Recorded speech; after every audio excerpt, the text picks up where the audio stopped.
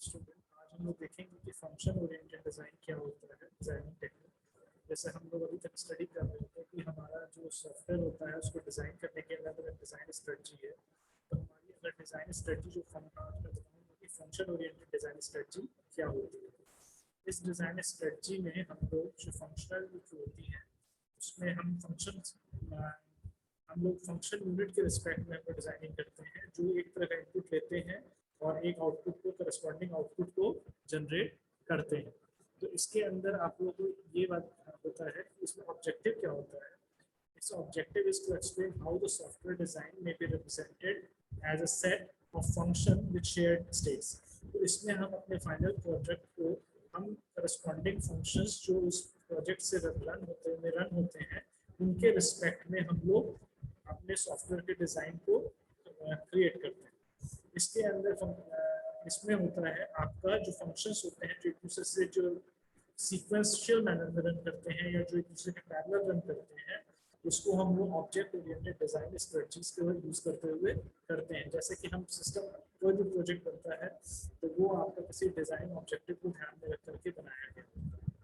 तो हम अपने मेन ऑब्जेक्टिव फंक्शंस को क्लासीफाई कर देते हैं कि what are these type of functions suppose classify this function in certain category, and after that we keep on dividing the this set into smaller sets until we reach up to a level where we left with a single function which do a single objectives. तो इसके अंदर हम जब बनाते हैं तो आपको जब भी बनाने के लिए आपका कुछ तरीके हैं जो कि आपके फंक्शन ओरिएंटेड डिजाइनिंग में यूज किए जाते हैं। उसमें से आपका है एक तो DFD data flow design strategy, एक होता है आपका स्ट्रक्चर चार्ट क्रिएट करना, जिसमें कि हम लोग अपने प्रोजेक्ट का स्ट्रक्चरल चार्ट बनाते हैं जो कि स्ट्रक्चरल डिकम्पोजिशन से पता चलता है। और हम लोग उसके बाद एक बार इन दोनों के बारे में देख करके हम लोग कंपेयर करेंगे इसमें क्या चीज़ है। तो फंक्शन ओरिएंटेड डिजाइन में होता है कि आपको बहुत शुरुआत से की जाती है। इसमें आप लोग इसमें हम लोग केस टूल्स का यूज भी करते हैं, जिसकी हेल्प से हम लोग अपने प्रोजेक्ट को अपने फंक्शंस के रिस्पेक्ट में डिवाइड करते चले जाते हैं। ये फंक्शन ओरिएंटेड अप्रोच जो होता है ज़्यादा से ज़्यादा लैंग्वेजेस इसको सपोर्ट करती हैं और इसमें जो भी डिज़ाइन एस्पेक्ट्स यूज़ करिए, चाहे वो आप टॉप अप डाउन या बॉटम अप यूज़ करिए, वो फंक्शन बेस्ड अप्रोच के साथ ही आगे बढ़ती हैं, क्योंकि उनके दिमाग में होता है what will be the objective of the module and what will be the function, what are the different type of function that this module will have. तो इसमें आपका बहुत कुछ है। इसमें जैसे कि आपका एक फंक्शन ओरिएंटेड अप्रोच है, तो कि मान लीजिए तो जैसे शेयर्ड मेमोरी है, तो उसको कई सारे फंक्शंस उसको एक्सेस कर रहे हैं और उसके बाद उन फंक्शन से भी हम लोग फर्दर दूसरे फंक्शन में इनपुट एंड आउटपुट को रिलेट कर रहे हैं। तो ये आपका एक ओवरव्यू डिसाइड होता है कि किस तरह से फंक्शंस आपस में सीक्वेंशियली अरेंज्ड है, सीक्वेंशियली लिंक्ड है, या किस फंक्शन का आउटपुट दूसरे फंक्शन में एज ए इनपुट पास होता है और कौन से फंक्शन हैं कितने फंक्शनों के साथ एक या एक से ज़्यादा मल्टीपल फंक्शंस के इनपुट को रिसीव करते हैं। इसके साथ हम लोग इसमें ऐसा भी हो सकता है कि कुछ फंक्शंस आपस में पैरेलली रन करते हो, कुछ फंक्शंस आपस में बिल्कुल भी रिलेटेड ना हो। तो इस तरह से करने के बाद एप्स पर एक्शन हम लोग पता कर लेते हैं कि विच ऑफ द फंक्शंस और sets are related with each other or sequential of each other and which can be run parallelly or not। तो इसके अंदर आपका हम लोग का नेचुरल फंक्शन सिस्टम क्या है कि कुछ सिस्टम होते हैं वो नेचुरली फंक्शन ओरिएंटेड होते हैं। System which may contain minimal state information, that is where the system is concerned with processing independent action whose outcome are not affected by the previous action। कुछ ऐसे actions होते हैं जो कि आपके independently run कर सकते हैं और वो बाकी फंक्शन के साथ में उतने अफेक्टेड नहीं होते हैं। तो इसके अंदर में इस तरह के जो ऑपरेशंस फंक्शंस ऐसे हों जो कि आपस में इंडिपेंडेंट हो, it would be better to place them into the different modules. And कुछ होता है information sharing through parameter based, कुछ होते हैं जो अपनी इंफॉर्मेशंस को आपस में शेयर करते हैं। तो आपको कुछ होते हैं कि इंफॉर्मेशन ट्रांजैक्शन प्रोसेस सिस्टम जो होते हैं वो इस तरह के होते हैं कि जो अपने बस इंफॉर्मेशन को आपस में शेयर करते हैं। लेकिन वो आपस में क्या होते हैं, इंडिपेंडेंट होते हैं। एक ट्रांजैक्शन दूसरे से बस इंफॉर्मेशन को शेयर करता है, डेटा को, और कुछ भी नहीं करता है। तो हम लोग function oriented and object oriented design को देखेंगे कि for many type of application object oriented design is likely to lead to a more reliable and maintainable system. आज के टाइम में जैसे ऑब्जेक्ट ओरिएंटेड डिजाइन होता है तो इसमें ये होता है कि कुछ फंक्शंस आपके होते हैं, कुछ फंक्शन या मॉड्यूल्स आप लोग एक से ज्यादा मॉड्यूल्स में यूज करते हैं, या एक उस फंक्शन को आप लोग मल्टीपल फंक्शन में as a sub function use करते हैं। तो some application maintain native state function oriented design in is appropriate. तो जो कि इसके अलावा जो फंक्शनल डिजाइन के लिए हम लोग केस टूल्स का भी यूज करते हैं।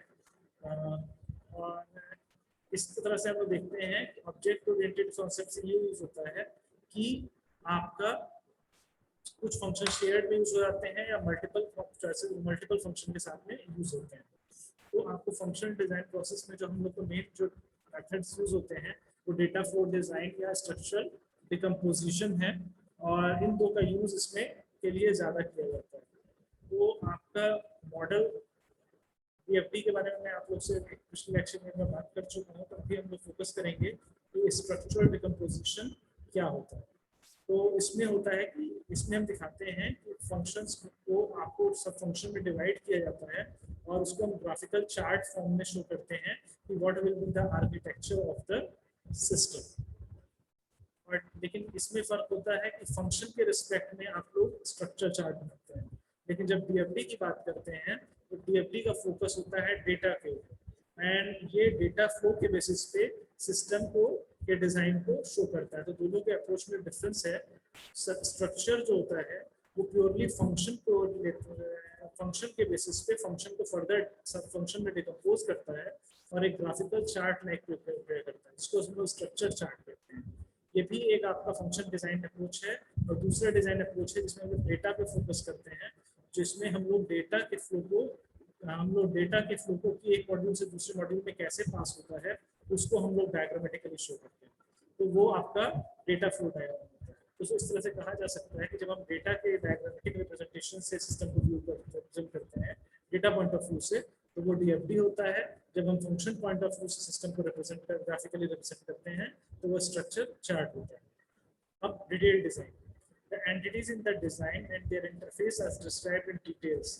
तो इसके बाद एक डिटेल डिजाइनिंग होती है जिसमें कि हम लोग कुछ अभी DFT में और स्ट्रक्चर चार्ट में तो हम लोग केवल अपने डायरेक्टिव प्रेजेंट कर रहे थे, लेकिन डिटेल डिजाइन में हम लोग सारे इंटरफेस को और डिजाइन क्वांटिटीज को हम लोग प्रॉपर्ली डिफाइन करते हैं। और ये सारी चीज़ें इसको डिफाइन करने के लिए और उनके लिए डेटा डिक्शनरी में हम उसको स्टोर करते हैं और हम जो तक PDF यूज करते हुए शो किया जाता है। तो DFT के बारे में मैं बता चुका हूँ, तो आपको इसके बारे में शॉर्ट में ही बताऊंगा। तो input data is functionally transform by system into an output data, कि किस तरह से इनपुट के एक डेटा को लेकर के आपका सिस्टम उसको किस आउटपुट डेटा में कन्वर्ट करता है, ये हम लोग DFT में दिखाते हैं। इसमें हम लोग सिस्टम के इंटरनल वर्किंग या फंक्शंस के बारे में डिस्कस नहीं करते। We just consider that which kind of data is being received as input and what is given as an output. तो DFT जो होता है वो सब बहुत से केस सिस्टम से सपोर्टेड होता है। एंड इसमें क्या होता है, हम लोग इसमें सीक्वेंशियल पैरेलल डिजाइन को भी इसको हम लोग बना सकते हैं। सीक्वेंशियल पैरेलल डिजाइन किसी भी फॉर्म में हम लोग बना सकते हैं। In sequential design, processing element are function or procedure, और in parallel design, processing element are task or process. जब पैरेलल में रन होता है तो वो टास्क या प्रोसेस होता है, जब सीक्वेंशियल में होता है तो वो फंक्शन या प्रोसीजर होता है। तो DFT नोटेशन के बारे में हम लोग डिस्कस कर चुके हैं कि उसमें राउंड टेबल जो होता है वो फंक्शन को रिप्रेजेंट करता है, रेक्टेंगल आपका डेटा स्टोर को शो करता है, circle used for interaction with the system, and arrow for short direction of data flow. तो इसमें होता है। अब हम लोग मेनली फोकस करेंगे स्ट्रक्चर डिकम्पोजिशन पे। जब हम स्ट्रक्चर डिकम्पोजिशन की बात करते हैं तो ये आपका एक डायनेमिक स्ट्रक्चर शो करता है। इसमें हम लोग एक फंक्शन लेते हैं। The aim of the designer should be to derive design unit which are highly cohesive and loosely covered. तो किसी भी अच्छे डिजाइन के लिए सिस्टम जो आप बना रहे हैं उसको बहुत ज़्यादा कोहेसिव, मतलब मॉड्यूल के अंदर कोहेसिवनेस होनी चाहिए, और between the module it should be loosely covered. तो ये एक आपका स्टैटिक स्ट्रक्चर डिकम्पोजिशन में हम लोग अपना स्टैटिक डिकम्पोजिशन करते हैं, और इसके अंदर हम लोग डेटा वैलिडेशन फंक्शन होते हैं जो कि इनपुट डेटा को चेक करते हैं कि आपका करना चाहिए कि चाहे इनपुट आपका एज पर रूल्स है या डिफाइंड फॉर्मेट है या नहीं। तो आपका डिकम्पोजिशन के लिए गाइडलाइंस है कि the aim design process is to identify loosely coupled highly cohesive function, each function should there do one thing and one thing only. तो हमें अपने जब मॉड्यूल या फंक्शन को डिजाइन करते हैं तो हमारा ऑब्जेक्टिव होना चाहिए कि एक फंक्शन हाईली कोहेसिव हो, मतलब एक फंक्शन जो हो वो केवल एक ही टाइप के पर्टिकुलर फंक्शंस को एक साथ में रखता हो। और अगर हम लोग बहुत से फंक्शंस को एक ग्रुप में बाउंड कर रहे हैं under function, many sub functions are being grouped under single function, तो हमें पता चलना चाहिए कि वो सारे ज़्यादा से ज़्यादा आपस में कोहेसिव हो, मींस उनका ऑब्जेक्टिव एक सेम हो और वो एक ही टास्क से आपस में रिलेटेड हो। And each node in the structure should have 2 and 7 subordinates.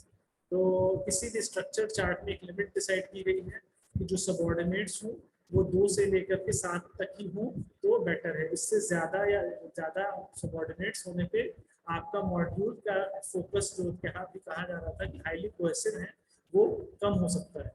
तो एक डिफाइंड रूल है कि सबऑर्डिनेट्स जो होंगे वो 2 to 7 ही होंगे। अब यहाँ पे है आपका गाइडलाइंस में कि टॉप लेवल स्ट्रक्चर चार्ट में है 4 function, namely input, process, master file update and output. तो आप लोग इनिशियल लेवल पे जब आप डिजाइन करते हैं तो आप 4 बेसिक फंक्शन के साथ स्टार्ट करते हैं, input process and master file update and output, ठीक है। And coordinate and control should be the responsibility of function near the top of hierarchy. तो सिस्टम को कोऑर्डिनेट करना या कंट्रोल करने की रिस्पांसिबिलिटी टॉप मोस्ट फंक्शन के ऊपर होनी चाहिए। तो इसको हम लोग करते फंक्शन ओरिएंटेड डिजाइन करने के स्टेप्स क्या हैं? इसमें हम लोग transformation in the DFD which is concerned with processing rather than input output activities.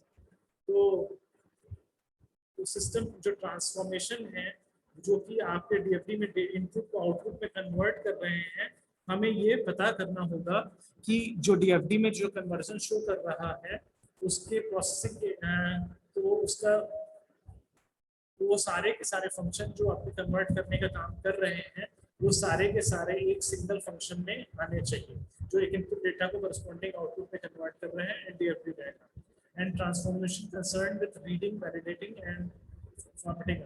फिर हम देखेंगे कि इनपुट जो होता है उसको लेना, रिसीव करना, उसके फॉर्मेट को चेक करना, उसको वैलिडेट करना, ये सारे आपके इनपुट ट्रांसफॉर्मेशन में आ जाते हैं। और ये सर्टेन ट्रांसफॉर्मेशन है एक आउटपुट ट्रांसफॉर्मेशन।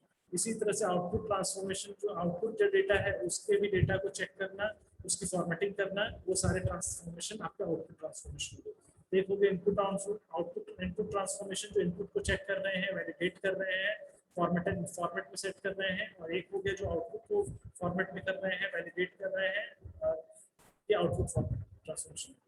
और आपका सिस्टम में आपके कुछ प्रोसेसिंग ट्रांसफॉर्म होता है जो इनपुट को आपको आउटपुट में कन्वर्ट कर रहे हैं, और वो सारे फंक्शंस आपके स्ट्रक्चर एक में एक साथ आने चाहिए, वो सारी एक्टिविटीज एक सिंगल फंक्शन में आनी चाहिए।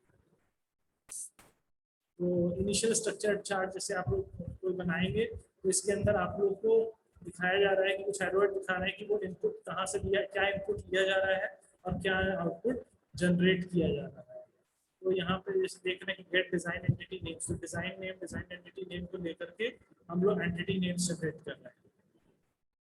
तो ये है डिटेल स्ट्रक्चर चार्ट। इसमें 2 तरह के एरो हेड नोटेशन यूज किए जाते हैं, एक open arrow head, open circle arrow head, और एक क्लोज सर्किल एरो हेड। तो close circle arrow head control को शो करता है, ओपन सर्किल एरो हेड आपका डेटा को शो करता है।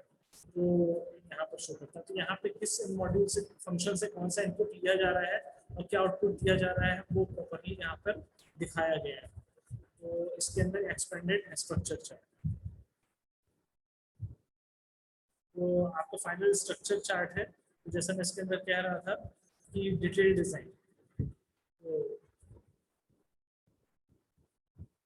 तो इसके अंदर जब आप डिस्क्राइब करते हैं, डिटेल डिजाइनिंग करते हैं, तो उसके लिए आपको जो वर्ड डिफाइन करना है उसके लिए आपको डेटा डिक्शनरी का भी यूज करना पड़ता है। इसको हम लोग तो किसी प्रोग्रामिंग लैंग्वेज में डिटेल डिस्क्रिप्शन को कर सकते हैं, ठीक है। तो डेटा डिक्शनरी एंट्रीज आपके बारे में है। की पॉइंट तो हम कह सकते हैं कि function oriented design relies on identifying the function which transform input and output. तो इसको समराइज करके ये बोला जा सकता है कि हम लोग इसके अंदर तीन तरह के फंक्शंस जो होते हैं वो तीन पार्ट में क्लासिफाई करते हैं: input transforming function, output transforming function and process related functions, transformation function. तो और हम उन फंक्शन के रिस्पेक्ट में सिस्टम को डिकम्पोज करते हैं और सिस्टम के बीच में एक हायरार्की सी क्रिएट करते हैं जिसको हम लोग स्ट्रक्चर चार्ट कहते हैं। और उसका फिर बाद में हम लोग डिटेल डिजाइनिंग प्रिपेयर करते हैं और उसके लिए हम लोग डेटा डिक्शनरी का भी यूज और सूडो कोड का भी यूज करते हैं।